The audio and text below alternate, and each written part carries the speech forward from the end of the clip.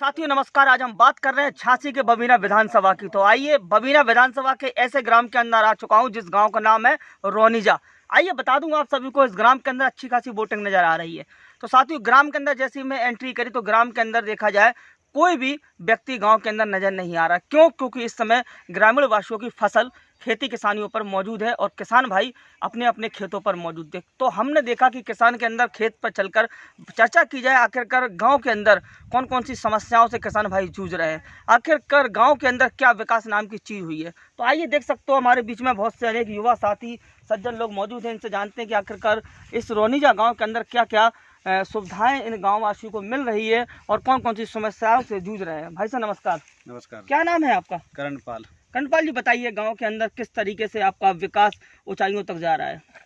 कोई विकास नहीं हो रहा है जी।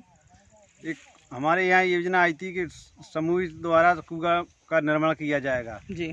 तो ठेकेदार ने 2 ट्रॉली खंडा डरवा के थोड़ी सी बालू डरवा के बोले हम आपका कुआं बनवा रहे हैं। तो बस फिर इसके बाद वो ना ठेकेदार आया, कोई कुआं जगह तक पड़ा है। क्या नाम बताया आपने? करणपाल। करणपाल। साथियों बता दूं मैं आप सभी को, जो करणपाल जी कुएं की बात कर रहे थे, कुएं की दृश्य मैं आप सभी को दिखा सकता हूं। ये सामने जो दृश्य देख रहे हो साथियों, ये जो कुआं है कुआं के जस्ट सामने देख रहे हो वो खंडर डले हुए हैं, पत्थर डले हुए हैं। इसका काम रुका हुआ है। हालांकि इसका जो ठेकेदार द्वारा जो ठेका हुआ था, ये आखिरकार ठेकेदार भी अपनी मनमानी से कुछ जब्त करके मनमानी से भाग गया है। बता रहे हैं कि गांव के ठेकेदार ने कोई काम नहीं किया। इसकी धनराशि कितनी आई थी, आखिरकार ठेकेदार कहाँ भाग गया, क्या जानकारी? तो हमारे बीच में और भी जानकारी है, रानू महाराज जी से पूछते हैं। जो श्यामू महाराज जी इस गांव के अंदर हमेशा लोगों के बीच में रहा करते हैं, इस गांव के अंदर सबसे ज़्यादा समस्या को निराकरण करने वाले श्यामू महाराज जी, जो इस गांव के अंदर एक हर युवा साथियों का, हर बेरोजगार साथियों का आगे बढ़ाने का काम करते हैं। श्यामू महाराज जी, इनसे जानते हैं कि गाँव के अंदर ये कुएँ के हालात क्या है। आखिरकार इस कुएँ से कम 10-12 खेती जो किसान भाई हैं उनके खेत बने हुए हैं, उनको पानी अवेलेबल इसी खेत से, इस कुएं से हुआ करता है। श्यामू महाराज जी से पूछते हैं कुएं की सच्चाई है क्या आखिरकार। श्यामू जी नमस्कार। जी नमस्कार सर। आप बताइए कुआं की हकीकत क्या है? ये सपा सरकार में 2015 में एक योजना आई थी, ब्लास्ट कूप योजना, लघु सिंचाई विभाग से। तो हमें ग्रामवासियों ने बताया है, ये लोग गाँव के किसान हैं। आज ही मुझे इस समस्या से पता चला है कि यहाँ पर एक बुंदेलखंड ब्लास्ट योजना से ये कुआं का निर्माण करवाना था। तो ठेकेदार ने समूह में लोगों से दस्तखत करवा लिए काम के कि हम आपके यहाँ काम करवाएंगे। और काम के नाम पर ऐसा आप देख रहे हैं, ये ऊबड़ खाबड़ सा ये गड्ढा सा खोद दिया है और कुछ 2-3 ट्रॉली बोल्डर खंडे डाल दिए हैं। और मतलब कोई भी काम नहीं किया गया। करीब 11-12 लाख रुपए का ये काम था और ये करके ये लोग भाग गए हैं। तो इसकी हम शासन पे जाँच करवाएँगे। कल माननीय विधायक जी के पास इस समस्या को लेकर जाएँगे और लोगों को जल्दी से जल्दी इसका निराकरण करके देंगे और शीघ्र से शीघ्र ये कुएँ का काम पूरा करवाएँगे।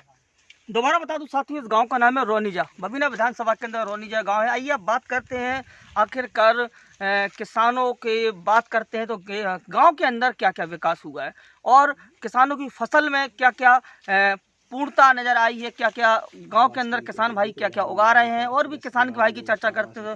भाई साहब नमस्कार। आप बताइए गांव के अंदर क्या क्या विकास? अभी गांव के अंदर अभी तो विधायक निधि द्वारा सड़क डलवाई गई है। मंदिर से गांव के लिए बहुत समस्या होती थी आने जाने में, तो वहाँ विधायक जी द्वारा भी सड़क का निर्माण होने जा रहा है। और अभी विधायक जी द्वारा जो आवास की योजना है, तो अभी आवास की योजना विधायक जी द्वारा की जा रही है। साथियों और भी यहाँ पे गांव रोनिजा के अंदर और भी गांववासी हैं और भी इनसे जानते हैं आखिरकार खेतों पर क्या बुवाई चल रही है, इस बार क्या बुवाई चल रही है खेत। दादाजी मौजूद हैं। दादाजी नमस्कार। नमस्कार। क्या नाम है आपका? मुलायम। आप बताइए गांव के अंदर आप किसानी कर रहे हो, खेत के अंदर क्या बुवा है इस बार? इसमें साहब मूंगफली भी, धान भी जो ये पानी की कमी है कुआं में, तो अब तो सिंचाई सूख रही, कच्ची फसल भी सूख रही है। अच्छा। और करेला से धान की रेट भी कम है। जो गांव में बचपन से तो रह रहे हो गए? बचपन से हम परखा भी रह रहे हैं। अच्छा। हाँ। ब्लास्ट सरकारें देखी आपने? हाँ। तो गांव के अंदर पर फसल बीमा भी नहीं मिला। जब से किसान कार्ड बनो बीमा नहीं मिला, वो भी हम हर साल बीमा भर रहे हैं। बात करते हैं आखिरकार जिस समय कोरोना वायरस चल रहा था, कोरोना की महामारी चल रही थी, वहाँ पर प्रवासी मजदूर जो बाहर प्लान बनाकर गए थे, जो गांव के अंदर दोबारा बुंदेलखंड के अंदर आए हैं, इस गांव के भी अंदर प्लान करके अनेक लोग यहाँ से गए थे बाहर मजदूरी करने के लिए। आखिरकार वो जब वो वापस अपने अपने गाँव आए तो क्या किस समस्या से गुजर रहे हैं, आखिरकार किस तरीके से इस गाँव के अंदर बेरोजगारी है। तो आइए हमारे बीच में श्यामू जी महाराज जी से जानते हैं कि आखिरकार वो युवा जो प्लान करके बाहर गए थे, जो वापस दोबारा गांव में आए, उनको किस तरीके से बेरोजगारी अभी तक मिला का नहीं मिला। महाराज जी बताइए, जिस तरीके से महामारी में प्लान करके आपके गांव के बाहर गए थे मजदूरी करके, फिर महामारी वही फिर गांव में आ गए, तो वे तो सब गांव के गांव में हुई है, किस प्रकार रोजगार उन्हें? गांव के कुछ लोग जो बाहर काम करने गए थे तो वहाँ पे कोरोना संकट के कारण वापसी अपने घर आ गए हैं, तो अभी यहाँ पे खेती मजदूरी देख रहे हैं। और जैसे प्रधान जी द्वारा मनरेगा में लोगों को काम उपलब्ध कराया जा रहा है। अभी परसों ही लघु सिंचाई विभाग से राठौर जी आए थे, तो उन्होंने आश्वासन दिया है कि हमारी नहर की सिंचाई होना है, सिंचाई के लिए नहर की सफाई होना है, जिसमें लोगों को काम मिलेगा और निरंतर लोगों को काम मिलता रहेगा। ये अभी प्रयास चल रहा है। बुंदेलखंड पैकेज से ये जो कूप निर्माण है, इसकी लोगों ने हमें समस्या बताई है, जो हम विधायक जी से इसको पूर्ण करवाएंगे। लोगों ने आवास की कुछ मांग की थी, जिसमें आज 12-13 लोगों के करीब आवास विधायक जी द्वारा पास करवा दिए गए हैं।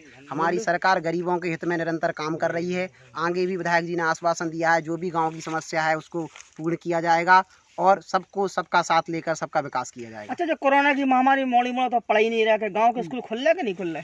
जी, अभी शासन स्तर पर तो ये सुनवाई हुई है कि 19 अक्टूबर के बाद 9 से 12 तक के स्कूल खोले जा रहे हैं। गांव में कई कुछ होनहार लड़के हैं जो गांव में बच्चों को ट्यूशन दे रहे हैं और शासन स्तर पर कोरोना से निपटते हुए किस स्तर से गाइडलाइंस जारी होती है, उस आधार पर स्कूल। महाराज एक सवाल और है कि गांव के अंदर बदलाव युवाओं में आया कि नहीं? जिस प्रकार पहले थे लोग बाग और अब की देखा जाए, सोच बदली कि नहीं बदली गांव में? जी बिल्कुल बदली है। पहले की मानसिकता से लोग अब अच्छी उसमें आए हैं, लोगों के साथ विकास हो रहा है, लोगों का अच्छे काम हो रहे हैं, हर संभव शासन मदद दे रहा है लोगों को, गरीबों को पेंशन भी मिल रही है, कुछ लोगों को आवास भी मिल रहे हैं। जो जिस स्तर की होती हैं उनको हर सुविधाएं हर संभव हम दिलाने का प्रयास कर रहे हैं।